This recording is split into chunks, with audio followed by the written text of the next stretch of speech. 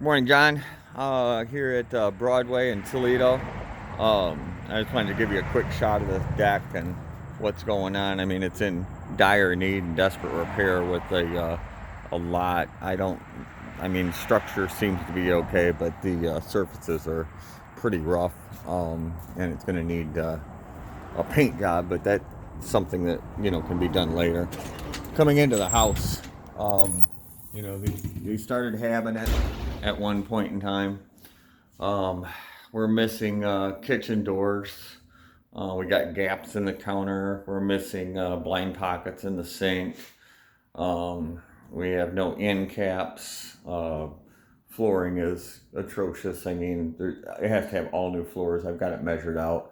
Drywall isn't finished. We got some Marlite in places, drywall in the other, and Marlite over here. So there's lots to do. Higher note, we've got some decent windows in this place. There are vinyl replacements in. They're good shape. The windowsills could be filled, sanded, painted, and cleaned up nice. And then I would recommend blinds because of there's a lot of windows when we put the blinds in.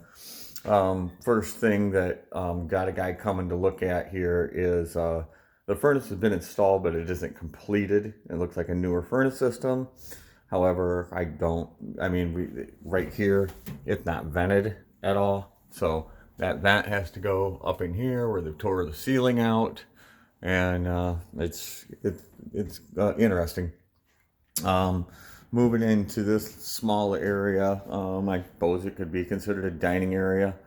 Drywall in places, drywall not in places, drywall unfinished, and started bed coat but unfinished, and open areas here for the brick structure. The ceiling, you know, has to be patched. The beams got to be covered. All this got to be finished. I would estimate probably.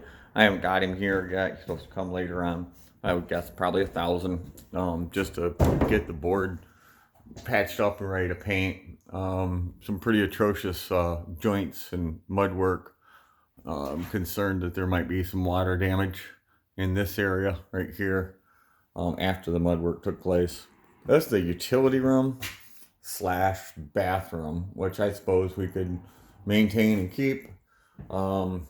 Your hot water tank, though, the electrician's probably going to cost $1,000 too, if I had to guess. I mean, you look at a pair of 14 tube gauge wires that should be running in a lot heavier wire running into a box that looks like that. So, I can do some of this electrical stuff, but I want to have somebody here knowing what they're doing so we don't burn the place down.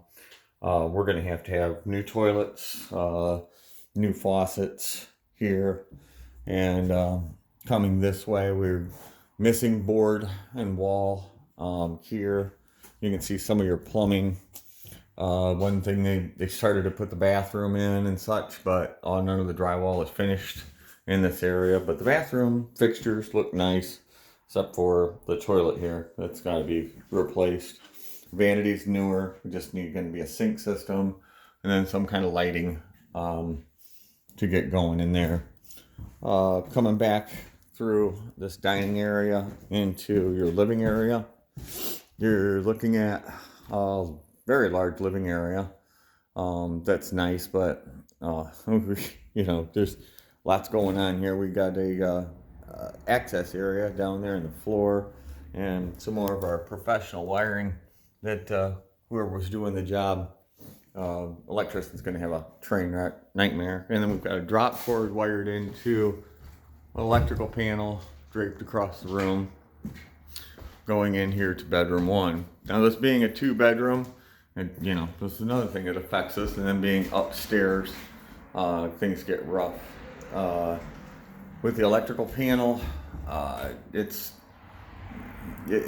got a cover and everything else. That's one of my major concerns, but we've got boxes hanging out of it. We got wires not intact, and my major concern is this wire here. I'm not sure where that wire is running, but it's going to have to go in the wall, so we're going to have to tear out more of the wall to get that enclosed, and then get, I don't know, like I said, well, I got an electrician coming to take a look and give us some numbers on that. Closet doors seem to be here, and we could do something there. And the other bedroom is about the same size.